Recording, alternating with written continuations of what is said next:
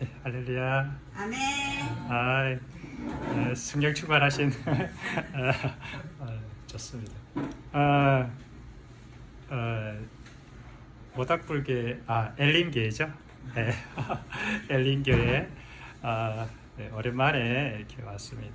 예, 오랜만에 오니까 그동안에 우리 성도님들의 이 영적인 이렇게 뭐 레벨이라고 해야 되나 이렇게 어떤 수준이라고 해야 되나 이렇게 업된 것 같은 그런 그런 마음이 들었습니다. 그래서 원래 이렇게 게임을 하더라도 맨날 레벨 1에서만 왔다 갔다 하면 재미가 없잖아요. 레벨도 이렇게 점프해서 좀 더 수준 높은 그런 신앙의 모습들을 걸어가고 있는 것이 너무 감사하고 보기 좋습니다. 이제 그 엘림 교회도 이제 인테리어 공사 중에 있지 않습니까? 이제 교회를 이제 또 옮기게 되는 그런 일들이 있는데, 이제 건물은 이제 멋있게 꾸며져 있지 않습니까? 그랬으니까 이제 건물은 이제 멋있게 꾸며져 있으니까 그 속에 들어가서 생활하는 이제 우리의 신앙이 그 건물에 따라서 멋지게 이렇게 빌드업되는 그러한 기회가 되었으면 좋겠습니다.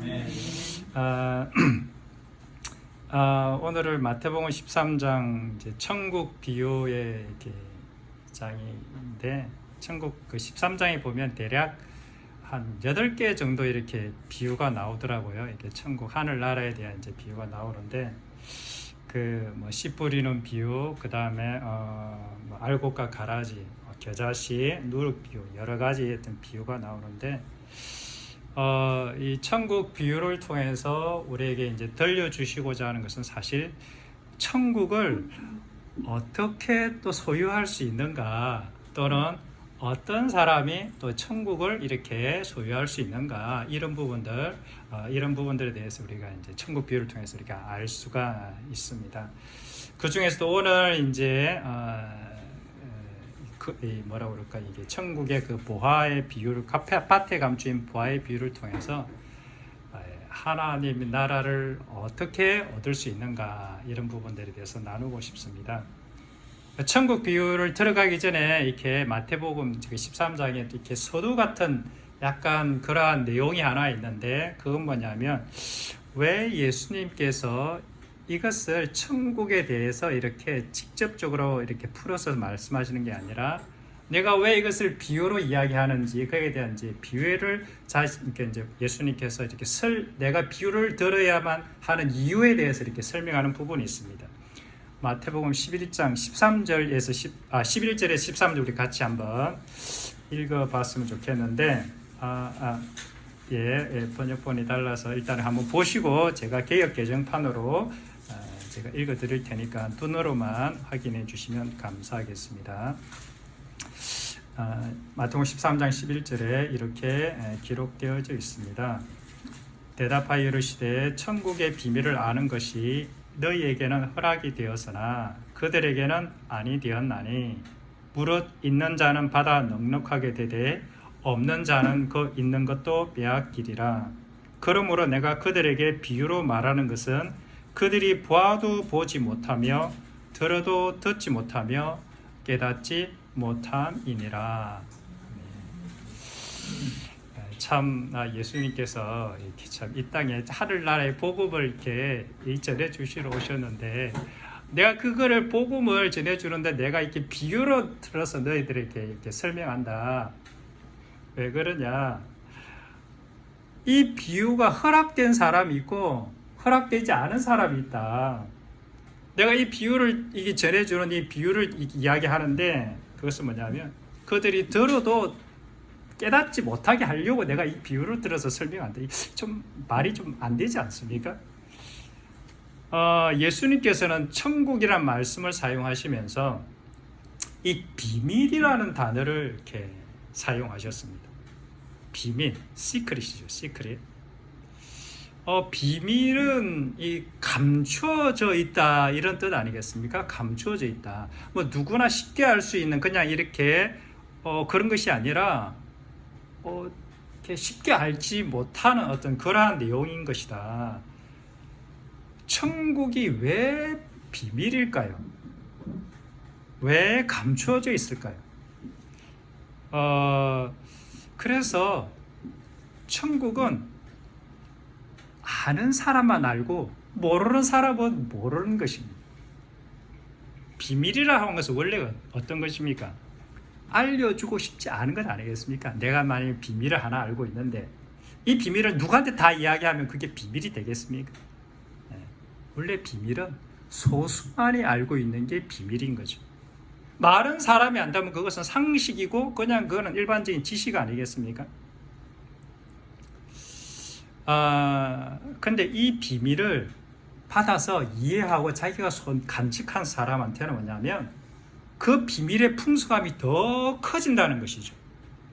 이 비밀을 깨달은 자, 이 비밀을 소유한 자에게는 그 비밀의 맛이 너무나도 깊기 때문에, 너무나도 달콤하기 때문에 그것에 대해서 더 갈급해하고 더 궁금해진다는 것이죠. 마치 건강 비법을 아는 사람이 누가 시키지 않아도 그 건강 비법을 아니까, 자기만의 비법을 아니까 그것을 더 열심히 해서 건강해지는 것처럼 말입니다. 그러나 이 천국의 비밀을 모르는 사람은 마치 건강의 비밀을 몰라가지고 막 함부로 살아서 자기 자신이 그나마 가지고 있던 건강까지도 잃어버렸던 사람들인 것처럼 내 주변에 그 다가오는 그 천국의 그 소식을 내 것으로 만들지 못하는 그러한, 마치 내가 갖고 있던 것만도 다 잃어버리는 그러한 현상이 벌어진다는 것이죠. 왜 모든 사람이 구원을 얻기를 바라시는 하나님께서 이 천국의 비밀을, 천국의 그 소식들을 비밀에 붙이셔가지고 많은 사람들이 알지 못하도록 하셨을까? 상식적으로 보면 널리 이렇게 그냥 드러내놓고 이렇게 말을 해야 될 것 같은데 왜 그러셨을까? 저는 이제 이렇게 생각이 들었습니다. 이 천국의 비밀이 사실은 너무 소중한 거예요. 너무 귀하고 가치가 있는데 이것이 싸구려 취급받기를 원하지 않으신다는 것이죠. 그래서 성경에 이런 말씀도 있는 것 같습니다. 마태복음 7장 6절에 이런 말씀이 있습니다. 거룩한 것을 개에게 주지 말고 너희 진주를 돼지에게 던지지 말라. 그들이 그것을 발로 밟고 돌이켜 상하게 할까 내가 염려가 된다. 우리가 너무 귀중한 것을 아무에게나 누구에게나 막 줍니까? 그렇지 않지 않습니까? 마치 그것처럼 하늘나라 이 비밀, 하늘나라 이 복음의 사실은 너무너무 귀중한데, 그리고 이것을 모든 사람한테 알려주고 싶기는 한데 아무에게나 알려주기 싫다, 그런 뜻 아니겠습니까? 천국을 비밀을 알게 된 자는 어떤 특징이 나오냐면 그 비밀을 더 많이 알고 싶어가지고 더 많이 공부하고 더 많이 연구해서 그 천국의 그 풍성한 것들을 더 많이 누리는 그러한 사람이 될 것입니다. 아마 근데 이 천국의 비밀을 모르는 자는 그가 가지고 있던 이 세상의 것조차도 다마 어쩌면 다 빼앗기게 될지도 모르는 아마 그러한 상황을 맞이하게 될 것입니다. 그래서 마침내 결국은 사탄과 그 마귀들을 위해서 예비된 지옥의 불에 들어가게 되는, 그러니까 그가 가지고 있던 모든 것을 다 잃어버리는 그런 안타까운 처지에 있을 것이라고 성경은 이야기하고 있습니다. 사실 천국의 비밀을 그 당시에 예수님께서 많은 사람들한테 비유로 말씀하지 않았습니까? 그런 사람들이 들었습니다. 옆에 있는 사람들, 예수님 가까이 있는 사람들이 들었습니다. 그러나 그에 대한 해석은 예수님께서 직접 제자들에게만 이 비밀에 대해서 직접 풀어주셨습니다. 이 천국의 비밀을 아무나 깨달을 수 없도록 주님께서는 의도적으로 그렇게 하신 부분들이 보입니다. 저는 우리 모두가 예수님께서 그 당시에 제자들에게 이렇게 비밀을 풀어서 잘 이해하도록 설명해 주셨던 것처럼 이 자리에 계신 우리 모두가 다 하늘나라의 비밀을 잘 깨달아서 하늘나라의 풍성한 복을 누려받을 수 있기를 기도합니다.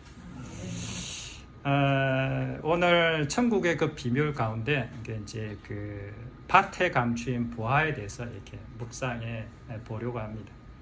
그래서 이 오늘 원래 설교는 예전에 제가 조금 이렇게 준비했던 그런 부분들이 있는데, 그래서 제가 글로서 타이핑으로서 이제 약간 그 소설이라고 해야 되나 좀 수필이라고 해야 되나 약간 그렇게 글로 쭉 풀어서 이렇게 쓴 부분이 있기 때문에 제가 본문을 조금 이렇게 보고 이렇게 좀 약간 읽는 형식으로 이렇게 나누도록 하겠습니다. 우리 동네에 한 농부에 대한 전설 같은 이야기가 전해져 내려오고 있습니다. 그 이야기의 내용은 대략 이렇습니다. 아주 먼 옛날에 삶과 생활고에 지쳐 힘들게 살아가는 한 농부가 있었습니다. 이 농부는 해가 비교적 따갑게 내리쬐는 어느 그렇죠. 그 무더운 날, 아무도 일하지 않는 시간, 아무도 없는 밭에서 혼자 땀을 뻘뻘 흘리면서 밭을 갈고 있었습니다. 그는 그렇게 일을 하지 않으면 안 되었기 때문에, 또 그렇게 아무도 일하지 않는 때 앞에서도 일을 할 수밖에 없는 사정이 있었습니다. 나름대로 작은 희망을 가지고 밭을 열심히 갈고 있었는지, 아니면 그저 입에 그냥 풀칠하기 위해서 어쩔 수 없이 오늘 하루도 그냥 밭을 갈아야만 하는지 알 수는 없었지만, 아무튼 이 농부는 무심한 표정으로 이렇게 소를 몰면서 여느 때와 다름없이 쟁기질을 부지런히 이렇게 하며 밭을 갈고 있었습니다. 사실 이 시골에, 가난한 이 시골의 이렇게 농부는 그 밭이 사실은 자기 밭이 아니었습니다. 마치 어느 날 하루 일하고 하루 벌어 먹고 사는 일용 노동자처럼 그저 하루하루 그렇게 살아가던 그렇게 평범한 시민이었습니다.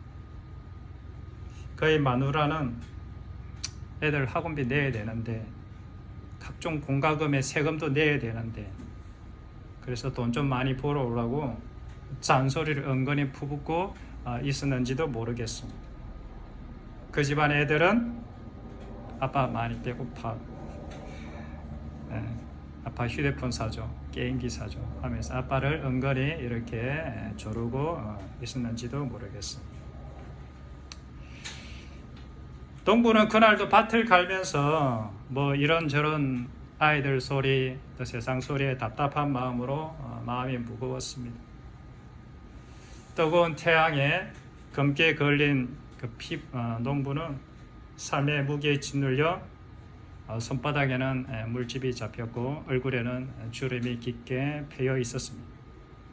그런데 어느 날 이 농부는 평소와는 좀 다르게 오늘은 왠지 내가 좀 더 땅을 좀 더 깊이 좀 갈아봐야 되겠다라는 생각을 문득 하게 되었습니다.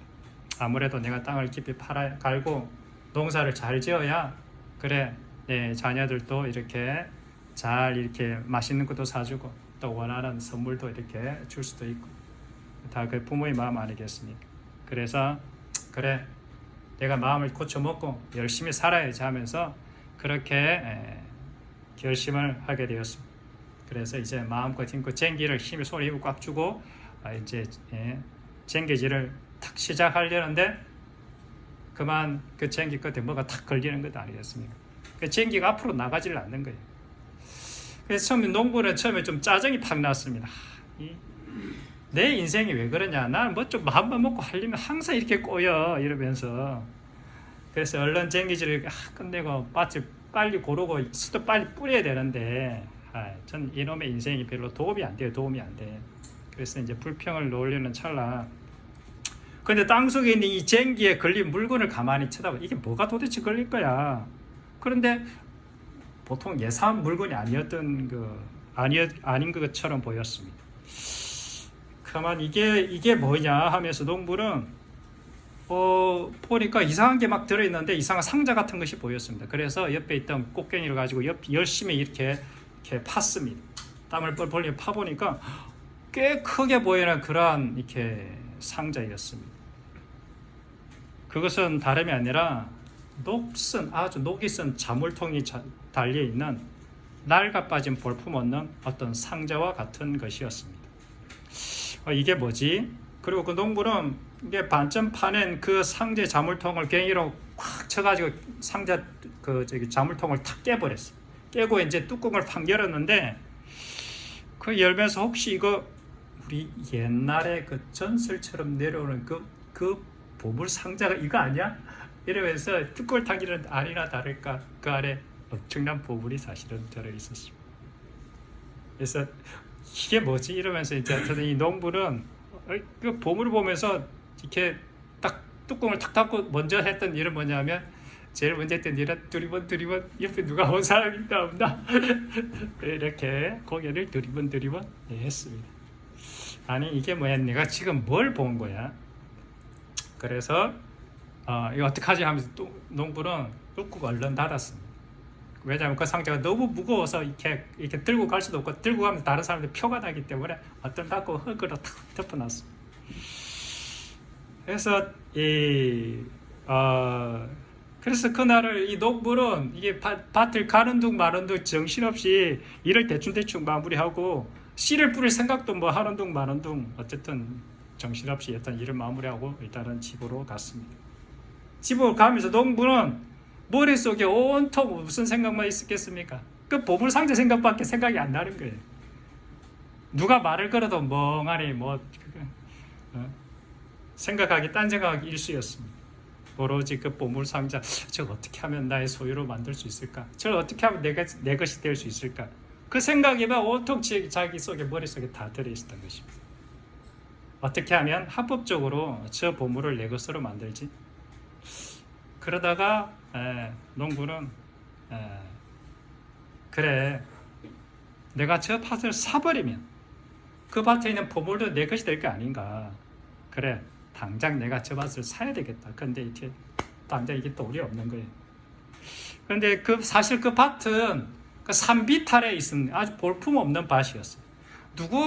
사람들이 별로 살만한 그런 사고 싶은 그 생각도 안 드는 그런 밭이었어요. 척박한 밭이었는데 그래도 농부는 살만한 그 가치가 없어 보이는 그 밭인데도 그것이 전혀 문제가 안 되었던 거예요. 그 속에 뭐가 들어있으니까 보물이 들어있으니까 그 사람한테는 전혀 문제가 안 됐던 거죠. 문제가 될 리가 없죠. 그래서 그 농부는 그 밭을 반드시 사야 말겠다는 이 강렬한 이런 마음과 열망이 생기게 되었습니다. 그래야 그 밭을 사면 누가 뭐래도 저 보물은 내 거가 될 거야. 그래서 농부는 얼른 주인을 찾아가 그 산비탈에 있는 그 밭을 자신에게 팔면 안 되겠느냐고 애써 태연한 척 연기를 하면서 아무 일도 없었다는 듯이 그 밭에는 아무것도 없는 밭이라는 듯이 그렇게 자신의 속마음을 감춘 채 나는 당신의 밭을 사고 싶습니다. 이렇게 이야기했습니다. 주인은 갑자기 이 사람이 돈도 없을 텐데 무슨 이유로 밭을 사려고 하지? 그 쓸모없는 밭을? 그러면서 약간의 의심의 눈초리로 보면서 별로 밭을 팔고 싶어 하지 않았습니다. 그러자 농부는 속으로 애가 탔습니다. 저 밭을 내 것을 꼭 만들어야 되는데 혹시 이 사실이 들통난 거 아니야? 그러나 애써 태연한 척하면서 어떻게든 그 밭을 자기의 것으로 만들기 위해서 나는 아무런 욕심이 없는 사람이라는 듯 그 밭의 주인에게 나 진짜 저 밭이 꼭 필요해서 저 밭을 진짜 제가 사고 싶습니다. 거듭거듭 그렇게 말씀을 드렸습니다. 그래서 주인은 하도 그렇게 부탁하니까 어떻게 했냐면 내가 저 밭을 팔려고 이게 가격을 부른 것이 아니라 그래 팔려는 것을 단념을 시켜버리려고 그 가격의 5배의 가격을 불렀습니다. 그 쓸모없는 밭을 그래도 네가 산다면 그때는 내가 팔지 기꺼이. 그래서 그렇게 가격을 불렀습니다. 아니 근데 농부는 그 가격을 깎아달라고 말하기는 그냥 잠시 생각하더니 알겠습니다. 진짜 그 가격에 파시겠습니까? 다시 묻자 농부는 좀 의아했지만 자신은 손해볼 거 없으니까 그리고 그 밭도 거의 쓸모없는 밭이니까 주인은 그러면 그렇게 하겠다고 그렇게 했습니다. 그래서 농부는 속으로 됐어 쾌재를 불렀습니다. 그렇지만 겉으로는 애써 태어난 척 평정심을 유지하면서 얼른 집으로 돌아갔습니다. 이제 농부는 집으로 돌아가 그 돈을 마련하기 위해서 드디어 자신이 해야 할 일들을 하기 시작했습니다. 자신이 가진 전 재산 별거 없었지만 어쨌든 하나씩 팔 수 있는 것들은 다 팔기 시작을 했습니다. 그리고 돈을 모으기 시작했습니다. 집안의 가재도구며 악기도 농기구들까지 어쨌든 자신이 가진 모든 것을 다 팔아 그 돈을 아주 어렵게 힘들게 마련하였습니다. 그래야 마침내 그 밭을 자기 자신의 소유로 만들었던 것입니다. 이 농부는 그 재산을 하나씩 팔 때마다 그것이 아까웠을까요? 전혀 아깝지가 않았습니다. 오히려 그는 하나씩 팔 때마다 기뻤을 것입니다. 당연한 것 아니겠습니까? 그 밭을 나의 소유로 만들 수 있다는 생각에 오히려 그의 마음은 들떠 있었던 것입니다. 왜냐하면 그 밭을 사면 그 밭보다 어떻게 해요? 그 밭을 지불한 값보다 30배, 60배, 100배나 되는 그러한 더 엄청난 가치가 있는 그 보물 상자가 그 안에 들어있기 때문에 그런 것 아니겠습니까? 농부는 그 보물 상자 안에 보물이 얼마나 가치 있는 물건이라는 것을 단번에 알아차렸던 것입니다. 그래서 농부는 아낌없이 망설임 없이 자신의 전 재산을 기꺼이 다 팔아서 그 밭을 사게 되었던 것입니다. 그러나 주변의 사람들은 농부의 그러한 소식을 듣고 비웃으며 어리석은 바보라고 놀렸습니다. 아니 그 쓸모없는 밭을, 그 피탄질 밭을, 그 농사도 잘 안 되는 그 밭을 5배나 비싼 가격에 샀다고? 그 양반 미친놈 아니야? 속으로 은근히 무시했습니다. 그러나 농부는 그러든 말든 속으로 혼자 콧노래를 불렀습니다. 당신은 모르실 거야. 내가 얼마나 부자라는 걸. 세월이 흘러가면은 당신은 알게 될 거야.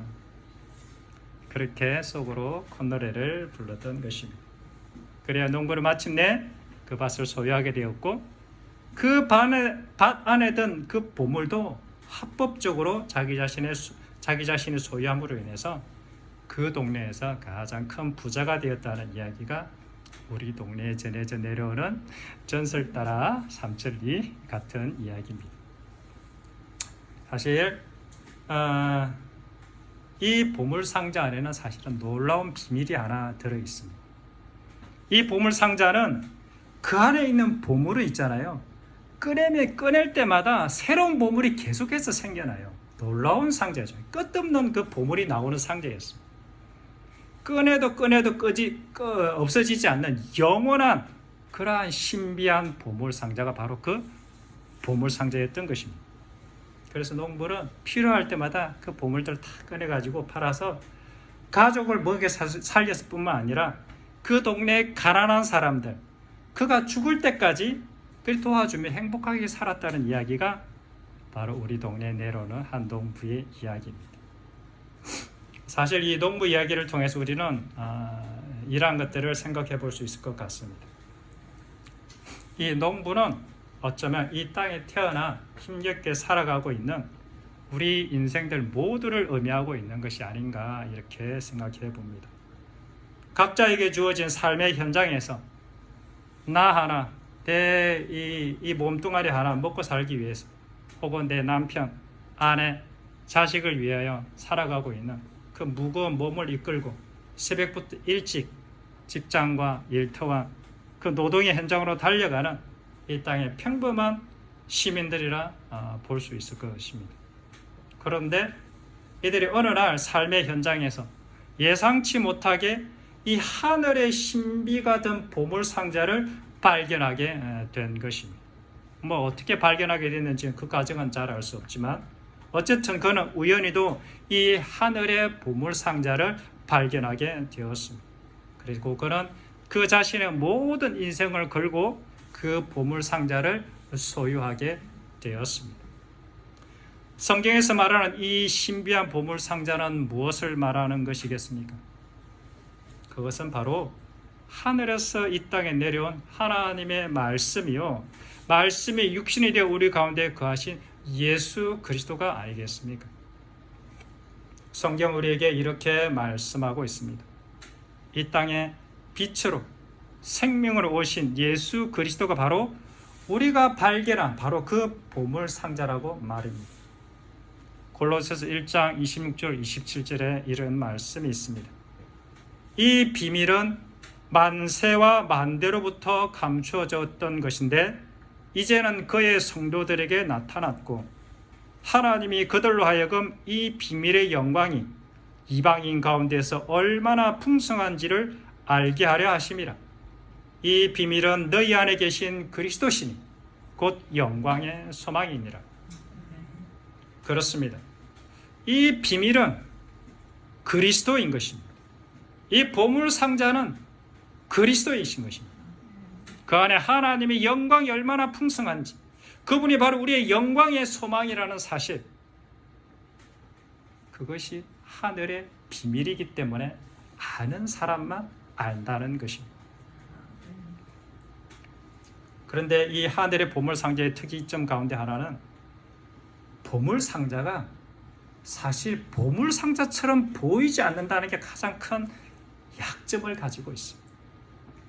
보물 상자 같지가 않아요. 보물 같지가 않아요.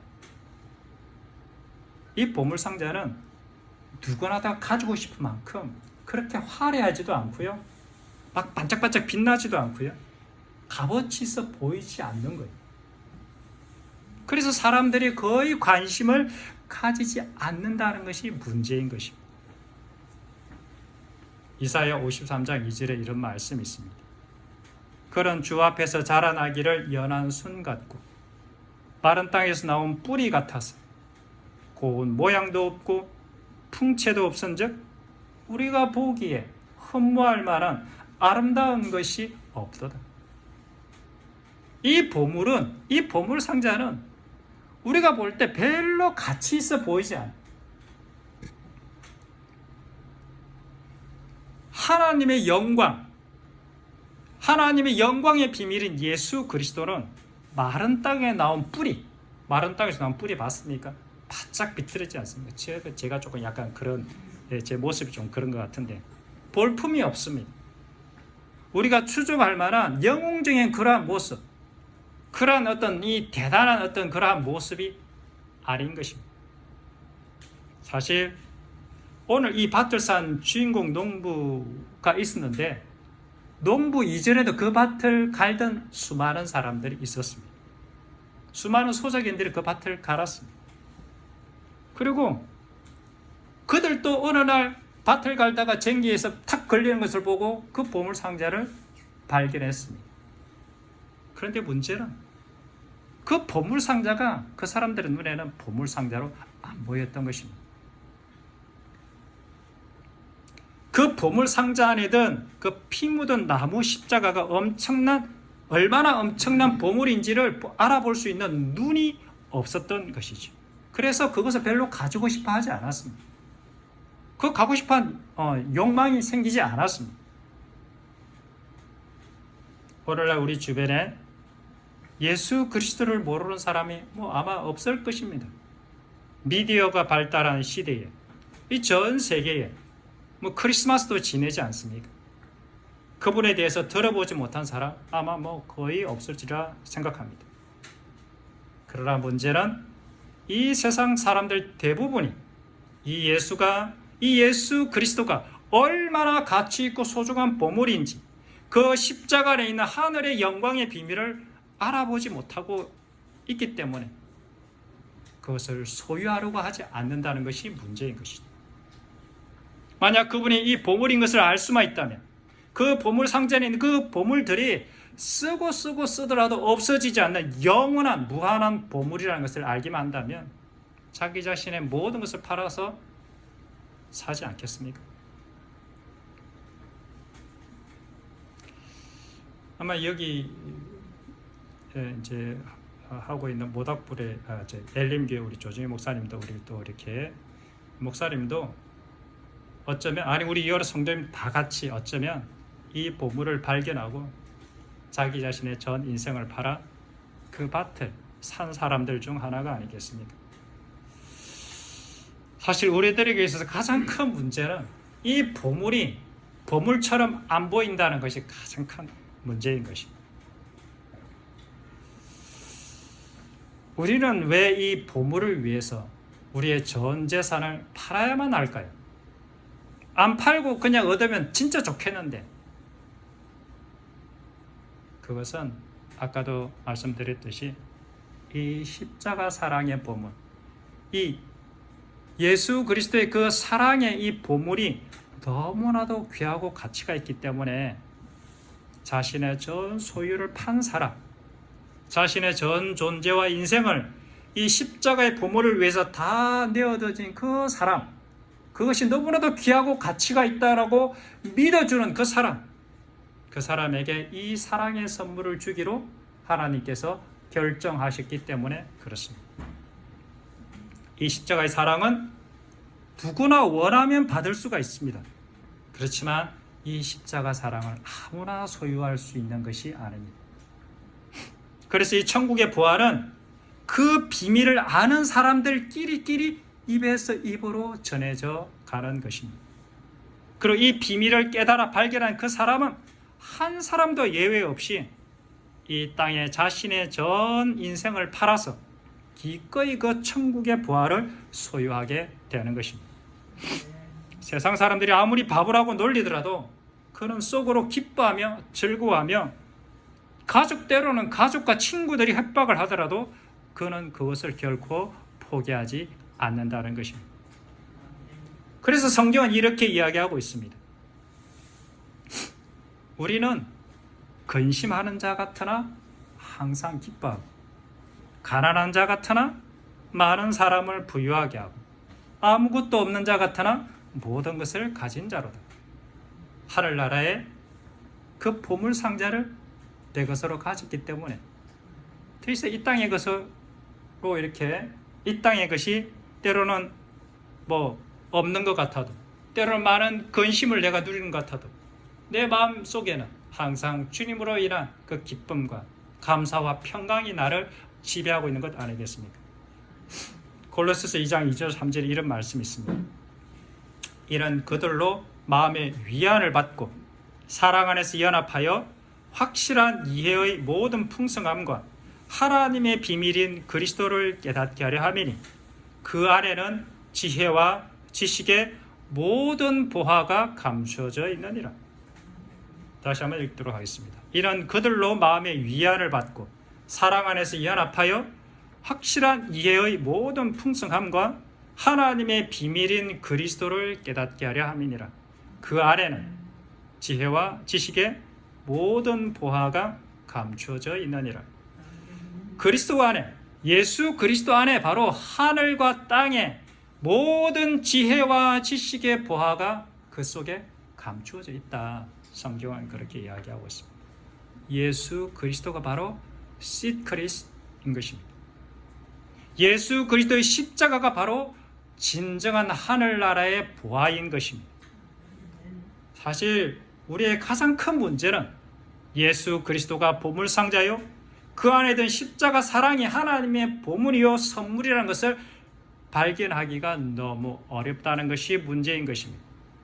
그것이 보물이라는 것을 발견하기만 한다면 전 재산을 파는 것, 나의 전 인생을 그분께 드리는 것, 아마 그렇게 어려운 일이 아닐 것입니다. 우리는 기도해야 할 것입니다. 그래서 우리의 눈을 밝혀달라고 우리는 우리 주님께 기도해야만 하는 것입니다. 우리의 눈을 열어달라고, 우리의 눈을 뜨게 하여 그분의 그 보물상자가 진짜 얼마나 가치가 있는 보물상자인지를 눈을 열어달라고. 그 보석 감정하는 사람들이 그게 하루아침에 되겠습니까? 그 사람들이 수많은 보물들을 감정해서 이게 얼마다라는 가치 있는 것을 평가를 하지 않겠습니까? 그 뜻이 우리의 눈이 열어져야 그 보물이 얼마나 가치 있는지를 볼 수 있게 되는 것 아니겠습니까? 십자가의 능력의 비밀을 발견하기만 한다면 아마 우리는 이 십자가의 사랑을 소유하기 위해서 당연히 나의 전 인생을 하나님께 드리게 될 것이라고 오늘 밭에 감춘 보화의 비유를 통해서 우리에게 알려주고 있는 것 아니겠습니까? 그래서 마태복음 6장에 이런 말씀이 있습니다. 눈은 몸의 등불이니 그러므로 내 눈이 성하면 온몸이 밝을 것이요 눈이 나쁘면 온몸이 어두울 것이니 그러므로 내게 있는 빛이 어두우면 그 어둠이 얼마나 더하겠느냐. 그렇습니다. 눈이 밝으면 온몸이 밝을 것입니다. 우리 눈이 하늘의 비밀, 천국의 비밀, 십자가의 비밀을 발견하기만 한다면 우리의 전 인생은 틀림없이 그분의 영광의 빛으로 빛나게 될 것이라고 확신합니다. 예수님의 십자가, 하나님 아버지의 십자가 사랑, 그것이 바로 이 땅에서 가장 값진 하늘에서 내려준 보물이요 보화임을 깨달아서 자신의 전 재산을 팔아서라도 이 값진 보화를 소유할 뿐만 아니라 평생 그 보화인 십자가 사랑을 내 곁에 이웃을 위해서 쓰고 또 쓰고 해서 이 세상이 예수님의 십자가 사랑으로 가득하게 되기를 기도합니다.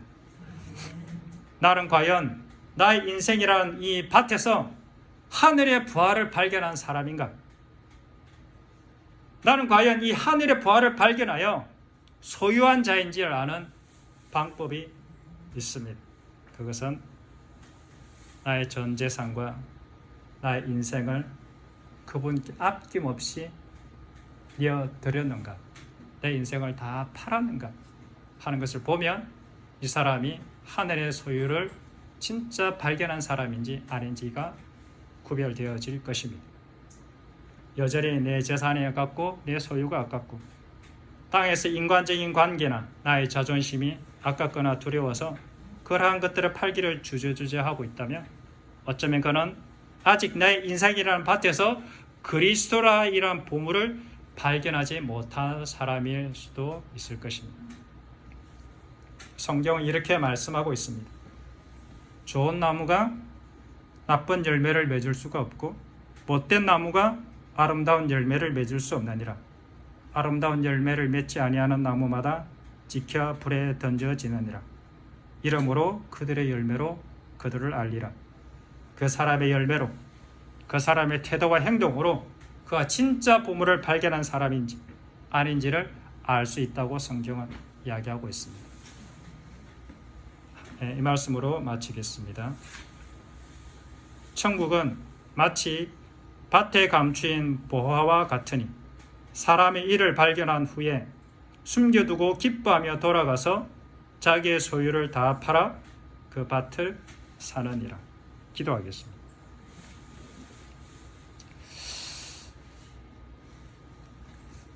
하나님 아버지,